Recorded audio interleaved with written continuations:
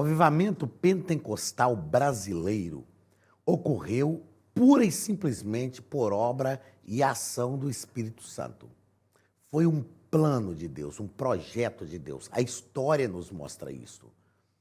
Daniel Berg, Gunnar Wingre, suecos que estavam nos Estados Unidos, foram envolvidos pelo movimento pentecostal que estava acontecendo ali, originado em Charles Parham, em 1901, mas que realmente se expandiu a partir de 1906, na Rua Azusa, em Los Angeles. Em 1905, William Seymour se destaca nesse movimento, e em 1906, na Rua Azusa, em Los Angeles, o movimento pentecostal moderno realmente ganhou reconhecimento na mídia norte-americana da época e foi um grande impacto de Deus para a nação norte-americana. E então, Daniel Berg e Gunnar Wingre, impactados por aquele movimento, receberam uma visão de Deus que deveriam ir para Belém. Sem saber onde era Belém, procuraram no mapa e encontraram Belém do Pará. Não encontraram Belém no território de Israel, mas encontraram Belém do Pará no Brasil. E vieram sem saber falar a língua, sem saber direito o território que encontrariam. Depois de diversos dias de viagem de navio, enfim, eles desembarcaram em Belém do Pará para iniciar um projeto de Deus. Um projeto de Deus. Eu sei que ao longo dos anos o movimento pentecostal brasileiro sofreu algumas críticas e não vou me ater a elas, mas uma coisa é certa, só Deus. Aliás, me lembro das palavras de um grande homem, Gamaliel, lá no período da igreja primitiva, quando o movimento da igreja também começou, e ele disse sabiamente: aguardemos, porque se esta obra for de Deus, ela vai à frente. Se ela não for de Deus, ela vai parar.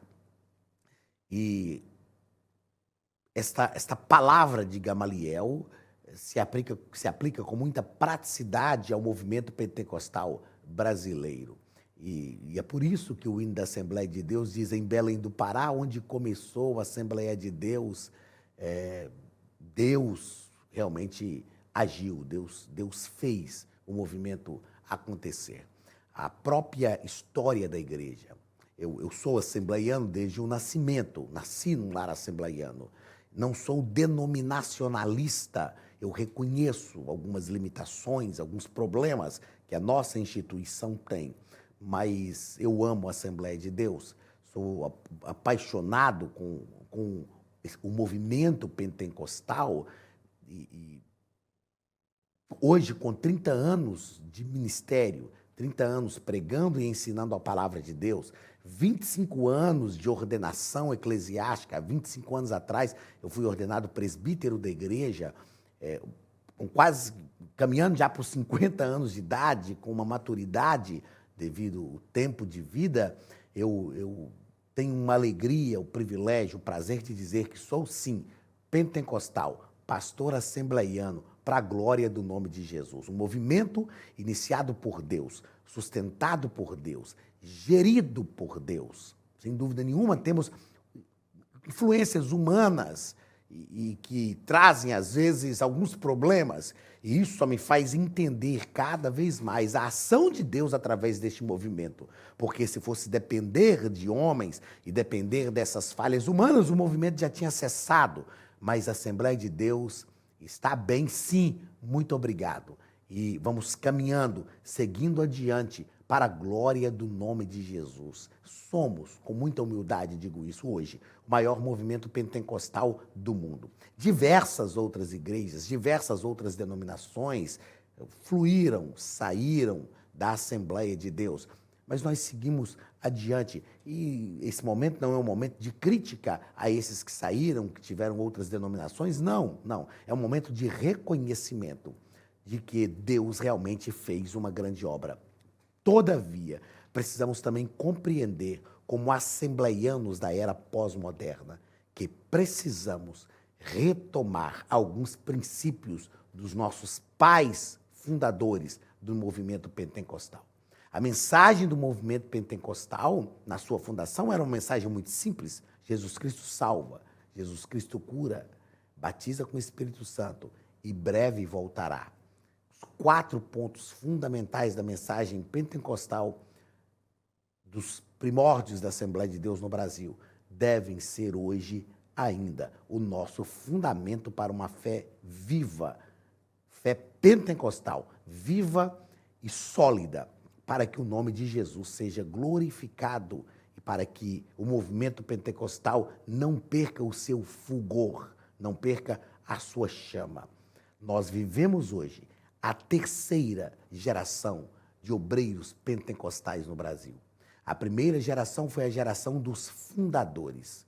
A segunda geração foi a geração que estabeleceu a igreja. Os fundadores vieram e plantaram o movimento pentecostal, enfrentaram, como vamos estudar hoje, perseguições, dificuldades e plantaram o movimento pentecostal. Depois veio a segunda geração. E a segunda geração foi a geração de homens como eu conheci, pastor Anselmo Silvestre. Homens que, com todas as suas falhas, deram a sua vida em prol da obra de Deus e expandiu e estabeleceu a igreja. Estabeleceu a igreja. Fez com que a igreja se fortalecesse, fosse realmente uma instituição estabelecida e o movimento pentecostal, a igreja pentecostal, deixou de ser um povinho desintelectualizado para ser um povo influente na sociedade. Nós, hoje, somos a 3ª geração de obreiros, que somos a geração de expansão. Então, a primeira geração veio fundação, a segunda geração veio estabelecimento, e nós somos a 3ª geração, a geração de expansão. Estamos alicerçados num alicerce sólido, fundado pelos nossos patriarcas, pessoas que foram perseguidas, alguns foram apedrejados, zombados, mas entregaram em sua vida em prol da causa. E nós hoje precisamos orar para que Deus nos avive, para que Deus mantenha esta chama acesa. As chamas do pentecostalismo brasileiro ainda estão vivas. Ela ainda não morreu. Ela ainda não acabou, não cessou. Mas nós não podemos esperar o cessar dessa chama para reagirmos como aconteceu com a Europa, por exemplo. Nós precisamos abrir os nossos olhos, clamar a Deus e nos despertar do sono, da letargia espiritual e buscar a Deus, clamar a Deus. Avive, Senhor, a nossa nação. Avive o nosso país. Deus ainda tem poder para fazer isto. Que essa seja uma realidade viva. Que essa seja uma realidade para a nossa geração de igreja e a nossa geração de obreiros, a geração de expansão do pentecostalismo. Que a mão de Deus esteja sobre nós e que o Senhor nos ajude a cumprir a nossa missão para a glória do nome de Jesus. Fica aqui o convite. Vamos juntos fazer com que a chama do pentecostalismo brasileiro seja ainda mais vívida, mais forte e que ela alcance milhões de povos e de pessoas que ainda não foram alcançados. Queridos, na aula de hoje estudaremos a lição de número 9, 26 de fevereiro de 2023. O título da nossa lição é O Avivamento Pentecostal no Brasil. É claro que vamos tratar aqui de uma questão histórica, mas como temos dito, mais do que tratar de uma questão histórica, precisamos tratar de uma questão importantíssima para os nossos dias, a perpetuação, a continuidade desse avivamento pentecostal no nosso solo pátrio, na nossa amada nação brasileira. Eu quero aqui externar o meu reconhecimento e parabenizar a Casa Publicadora das Assembleias de Deus. Teve uma aula anterior aqui que o Gustavo, que grava aqui com a gente, falou sobre a arte, né, das capas de cada lição, e teve uma outra que ele falou que gostou muito, e eu particularmente, quem sabe talvez pela formação militar e pela paixão que tenho pela nossa pátria, pela nossa bandeira, pelo nosso hino, eu particularmente gostei muito da arte dessa lição de número 9. A nossa bandeira, né, brasileira, estampada aqui e os raios deste sol maravilhoso, dessa luz que deve realmente incidir sobre a nossa nação, que nós oremos pelo nosso país, pela nossa nação, que nós oremos pela nossa bandeira, pelos nossos governantes, oremos porque Deus ainda está no controle de tudo, Deus está no comando, Deus está assentado no trono. E por mais decepcionados, às vezes tristes, frustrados que a gente fique por alguma situação que envolve a política, a economia e diversas outras áreas, ética e moral da nossa nação, mas este é o nosso solo, esta é a nossa terra, esta é a nossa pátria e esta é a nossa geração. E foi para este país que Deus nos chamou, foi para esta pátria que Deus nos chamou. Essa é a nossa língua, esse é o nosso vernáculo, esse é o nosso povo, esta é a nossa missão, essa é a nossa gente. E nós somos chamados por Deus para este povo e para esta gente. Que nós sejamos usados por Deus neste tempo para preparar a próxima geração de igreja, para mostrar aos nossos jovens que vale a pena servir ao Senhor e vale a pena viver o avivamento pentecostal no nosso solo pátrio. O textuário da nossa lição está em Atos capítulo 19, versículos 5 ao 6, que nos diz o seguinte: e os que ouviram foram batizados em nome do Senhor Jesus. E impondo-lhes Paulo as mãos, veio sobre eles o Espírito Santo, e falavam línguas e profetizavam. Eu já falei em algumas aulas atrás que todas as referências de Atos em relação ao revestimento de poder apontam para o falar em línguas, como evidência do batismo com o Espírito Santo, do revestimento de poder. E aqui nós temos mais uma prova disto, né? Então, nós precisamos disto, precisamos enfatizar isto. O revestimento de poder, o movimento pentecostal não está fora de moda. Infelizmente, como eu já citei em aulas anteriores também, a partir do século XVIII, com o movimento do iluminismo, parece que mudou algumas coisas, né? Quem é o melhor teólogo? Aquele que faz a melhor tese, aquele que defende a melhor tese, aquele que escreve o melhor texto, aquele que faz a melhor hermenêutica. E isto é algo que está se repetindo nos nossos dias. O academicismo, o intelectualismo está tentando tomar a fé pentecostal vibrante, calorosa, da experiência pessoal com o Senhor Jesus. É claro que nós não estamos alicerçados no empirismo.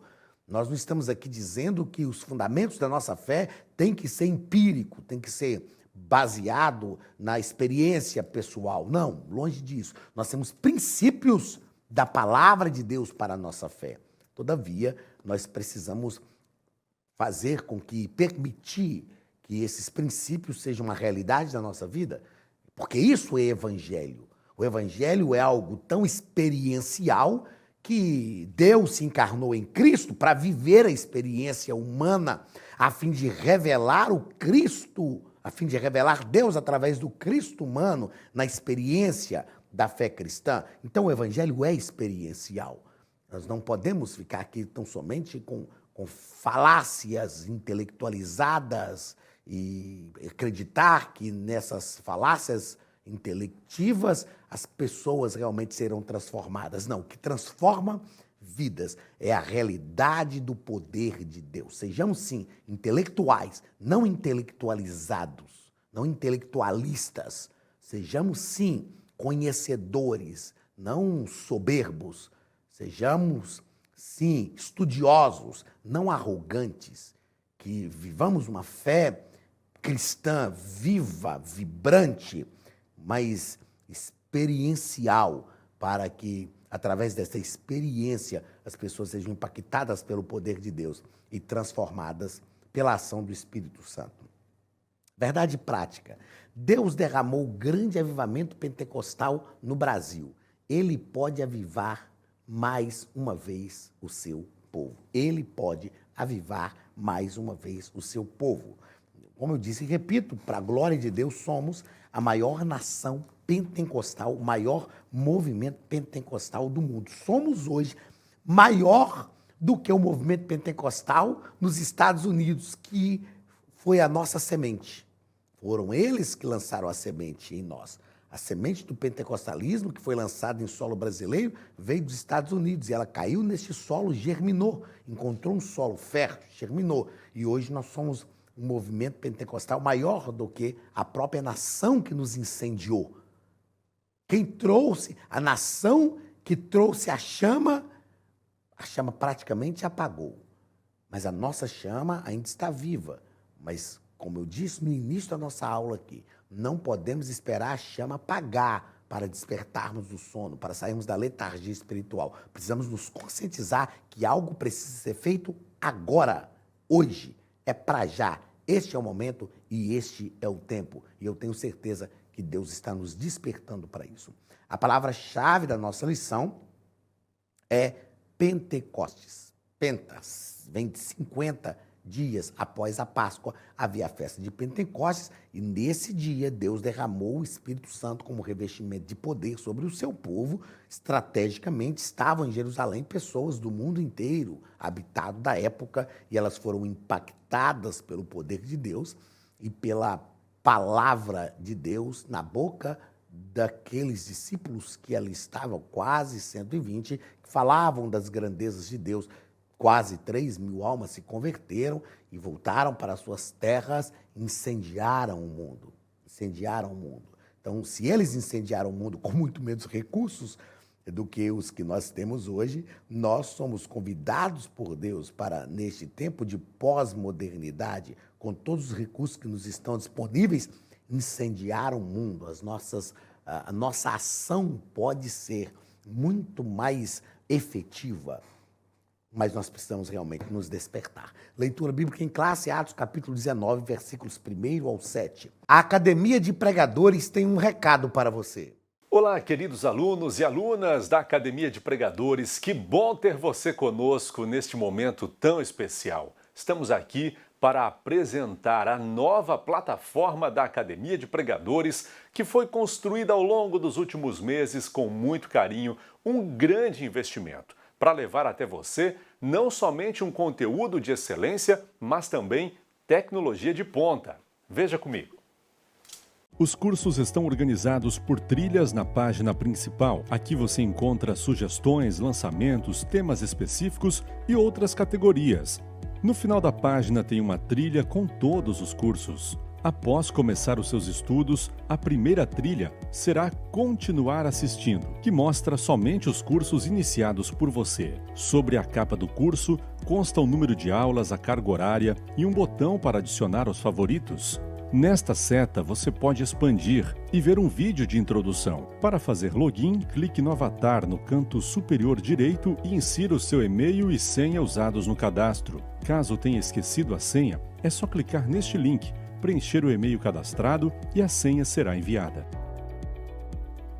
No canto superior esquerdo fica o novo menu do portal. Ao abrir um curso pela primeira vez, você vê as informações do curso e do professor.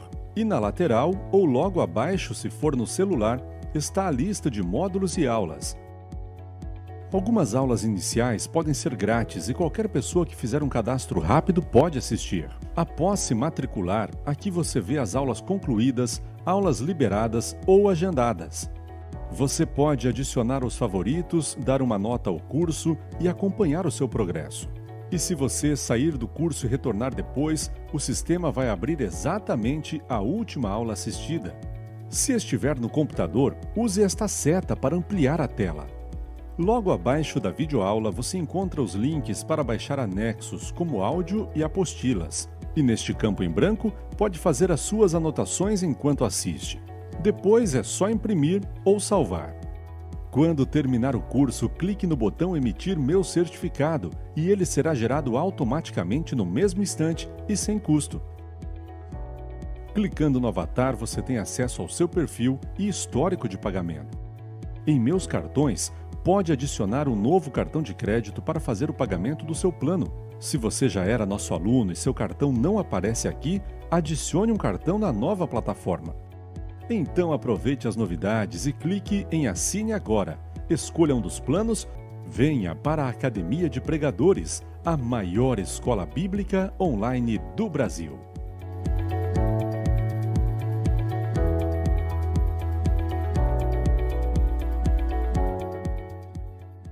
7. E sucedeu que enquanto Paulo estava em Corinto, enquanto Apolo estava em Corinto, Paulo, tendo passado por todas as regiões superiores, chegou a Éfeso e, achando ali alguns discípulos, disse-lhes: recebestes vós já o Espírito Santo quando crestes? E eles disseram-lhe: nós nem ainda ouvimos que haja Espírito Santo. Perguntou-lhes então: em que sois batizados? Perguntou-lhes então: em que sois batizados então? E eles disseram: no batismo de João. Mas Paulo disse: certamente João batizou com batismo do arrependimento, dizendo ao povo que cresce no que após ele havia de vir, isto é, em Jesus Cristo. E os que ouviram foram batizados em nome do Senhor Jesus. Batizado em nome do Senhor Jesus, fazendo referência ao batismo de João, que anunciava o caminho de Cristo. Foi precursor do caminho de Cristo. Mas Paulo, e impondo-lhes Paulo as mãos, veio sobre eles o Espírito Santo, e falavam línguas, e profetizavam. Estes eram, ao todo, uns 12 varões. Então, repito, nós temos aqui uma evidência do falar em línguas, temos aqui um registro do falar em línguas como evidência inicial do batismo com o Espírito Santo, ou do revestimento de poder. Nos nossos comentários, pastor Elinaldo Canovato, na nossa introdução, vai nos deixar claro que algo que nós já falamos aqui, mas só para destacar o que o nosso comentarista também propõe. Vindo dos Estados Unidos, os missionários Daniel Berg e Gunnar Wingre chegaram em terras brasileiras em 1910. Em 1910. Eles chegaram aqui.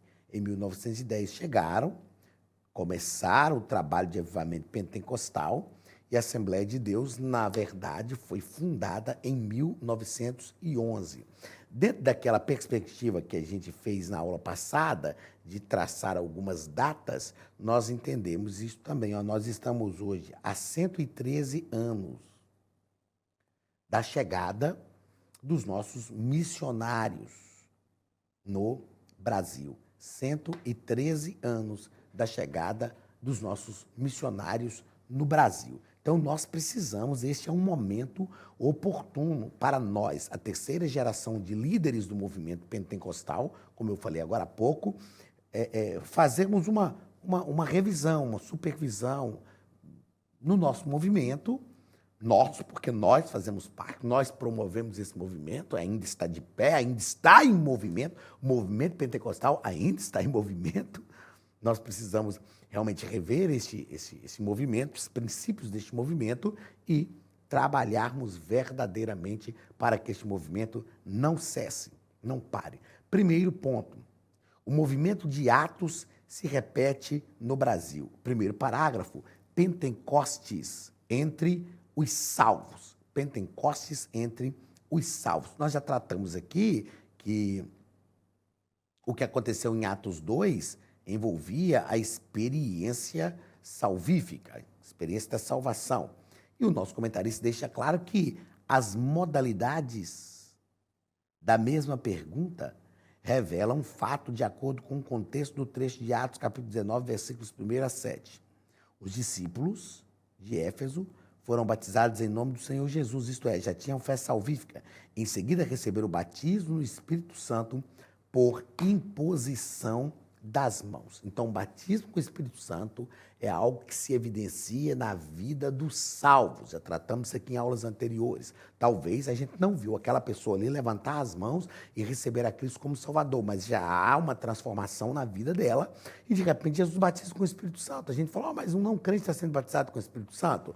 A conversão, primeiro, antes de ser um ato público, é um ato interno.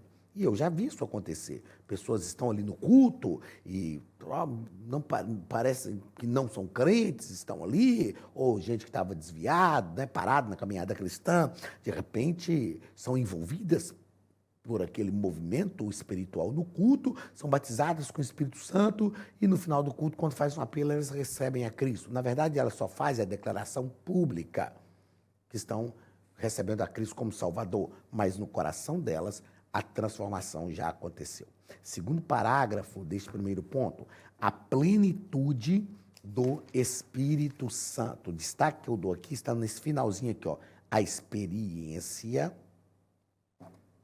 do batismo no Espírito Santo é tão distinta da salvação que a salvação, pode ser identificada fisicamente, ou, aliás, aquela experiência do batismo com o Espírito Santo pode ser identificada fisicamente por meio das línguas, como confirmação do dom de Deus. Tem pessoas que dizem assim, todos já foram batizados com o Espírito Santo, só não receberam o dom de línguas. Não existe dom de línguas, existe dom de variedades de línguas. A Bíblia deixa isso claro, dom de variedades de línguas. Eu já falei aqui sobre essa dificuldade que eu vejo que muitas pessoas enfrentam no meio pentecostal, de serem batizadas com o Espírito Santo e terem medo de falar em línguas, porque as línguas vêm primeiro na mente, no coração, e às vezes as línguas vêm semelhantes a algumas línguas que nós ouvimos os irmãos falarem, quando estão sendo renovados espiritualmente. E aí alguns têm medo de falar,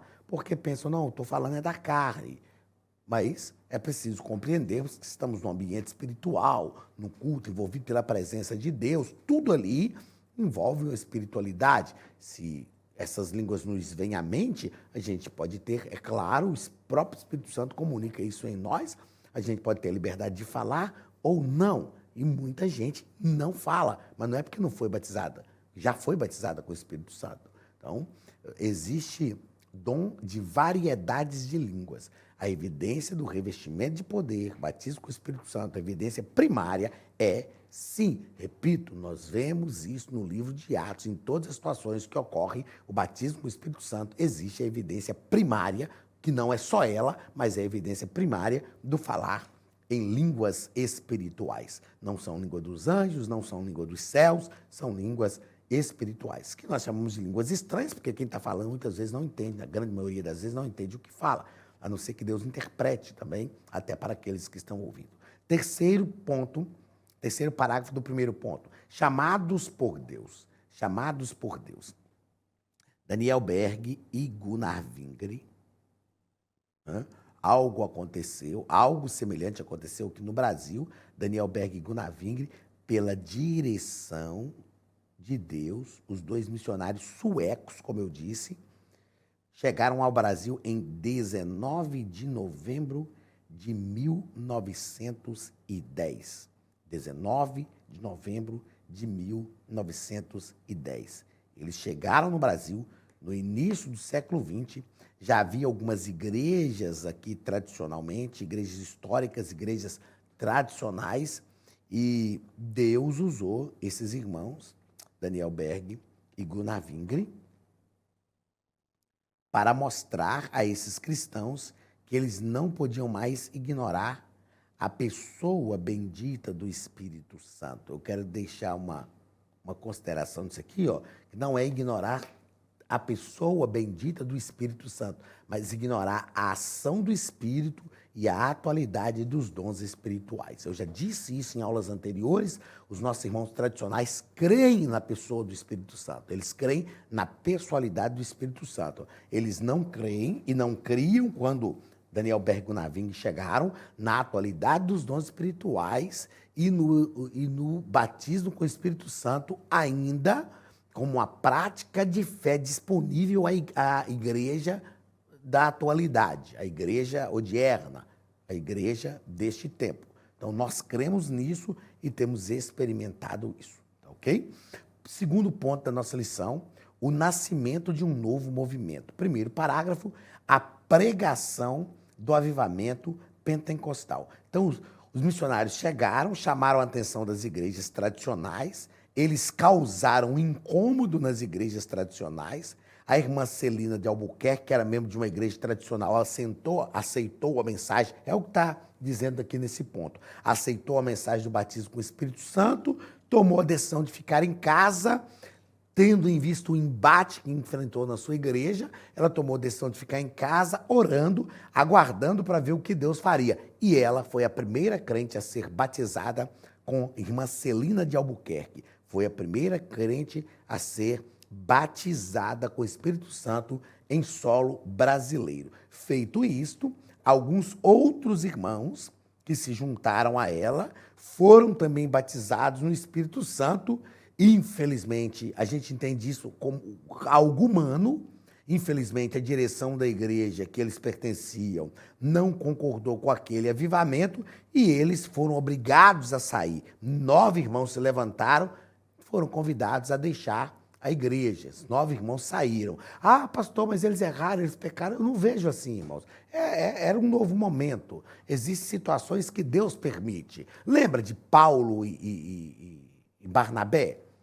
Paulo e Barnabé não tiveram uma situação lá, um cisma, uma briga, vamos ser sinceros, tiveram um quebra-pau lá por causa de João Marcos, que era sobrinho de Barnabé, e aí os dois precisaram se separar, e o ministério de Paulo deslanchou.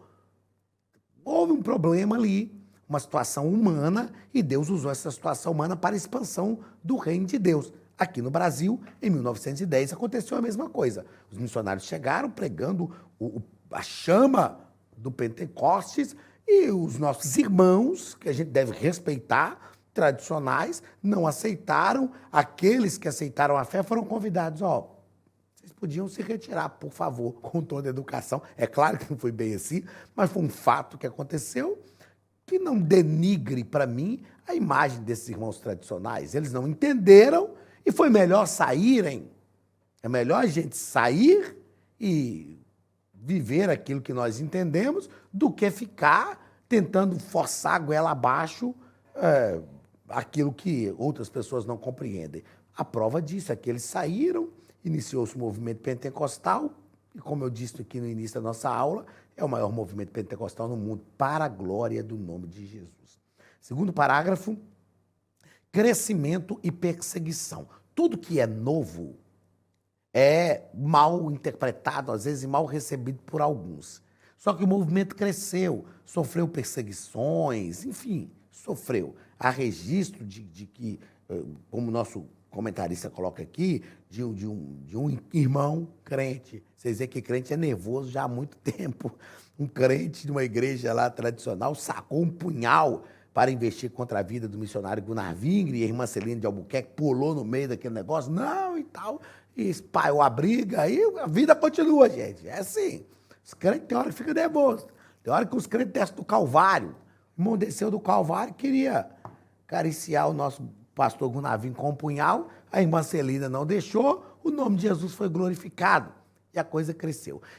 Por que eu estou dizendo isso aqui até em tom de brincadeira? Porque eu não gosto dessa autocomiseração que algumas pessoas querem. O movimento pentecostal foi tão difícil no começo, meu Deus, fomos perseguidos. Irmão, todo mundo é perseguido em algum momento da vida, todo mundo passa por dificuldade em algum momento da vida. A gente tem que bater poeira e seguir em frente. E principalmente, mais de 100 anos depois, nós vamos ficar aqui chorando miséria, reclamando ainda de perseguições. É assim mesmo. É assim mesmo. Os apóstolos foram perseguidos, Jesus foi perseguido, a gente é perseguido em diversas situações da vida, o movimento pentecostal foi perseguido também.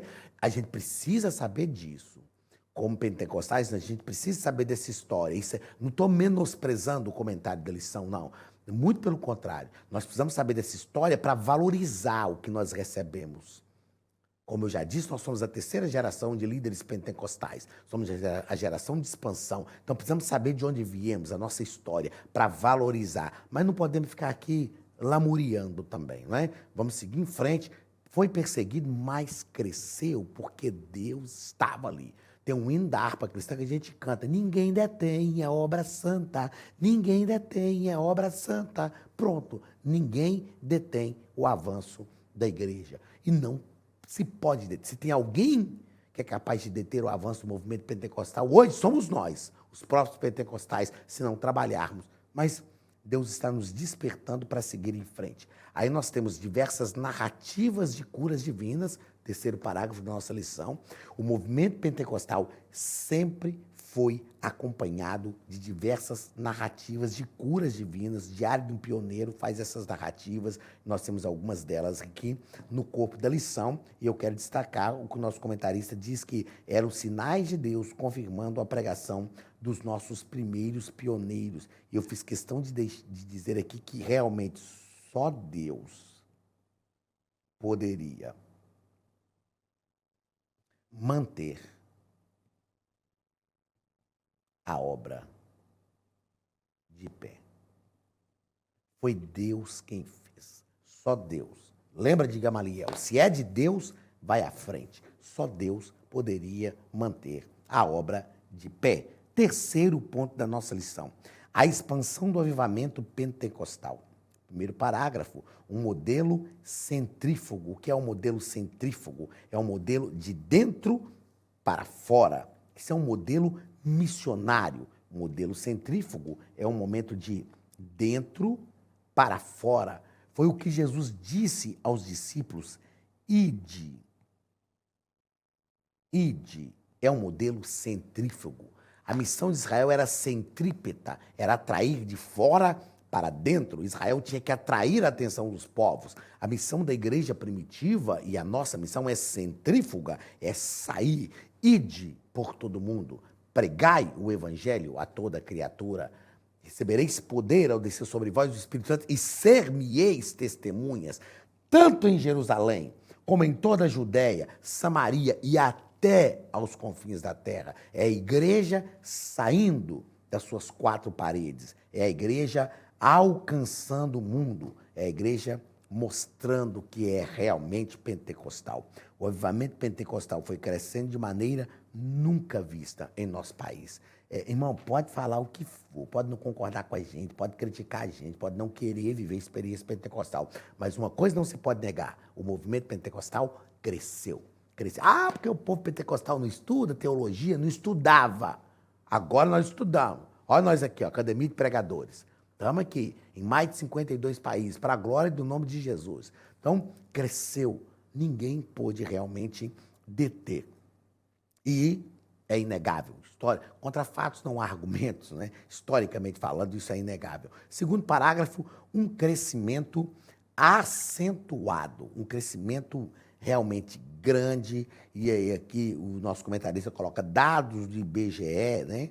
Em 2010, 42 milhões de pessoas evangélicas. A gente acredita que breve já vai sair novos dados do IBGE aí, e com certeza esse número cresceu muito para a glória do nome de Jesus. Por quê?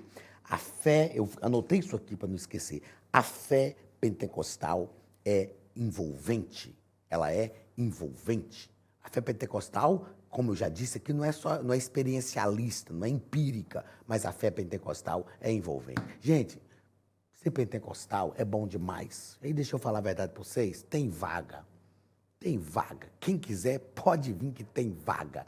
Quem quiser vem, que Jesus ainda batiza com o Espírito Santo, Jesus ainda cura, Jesus restaura, Jesus faz transformação, Jesus faz. É como aqueles nossos irmãozinhos da igreja de mais de 40 anos atrás. Ah, porque Jesus está fazendo uma obra na minha vida. Jesus me livrou da cachaça, curou a minha enfermidade. Jesus está fazendo uma obra na minha vida. Jesus ainda faz uma obra na nossa vida. Que essa obra santa continue sendo realizada na sua vida. E que você tenha orgulho de dizer: sou pentecostal e estou muito bem, obrigado, para a glória do nome de Jesus. Respeito. Vou repetir uma frase que eu disse aqui algumas aulas atrás, uma frase do nosso grande teólogo Agostinho, que foi carinhosamente chamado de Santo Agostinho. Nas coisas essenciais, a unidade. Nas coisas secundárias, a liberdade. Mas em tudo, o amor. Deus abençoe você, nosso querido irmão tradicional, que ainda não viveu a fé pentecostal, mas que crê no Senhor Jesus, crê na Trindade Divina, crê na pessoalidade do Pai, do Filho e do Espírito Santo. Um abraço a você e a nós, os pentecostais, que esta fé continue viva, que esta fé continue calorosa, que o fulgor da chama pentecostal não se apague, que sejamos como galhos secos, incendiados pelo fogo do Espírito, para manter a chama do Espírito e do pentecostalismo viva, forte e envolvente, para que vidas se convertam a Cristo e conheçam a Jesus como seu Salvador. Grande abraço e até a semana que vem, em nome de Jesus.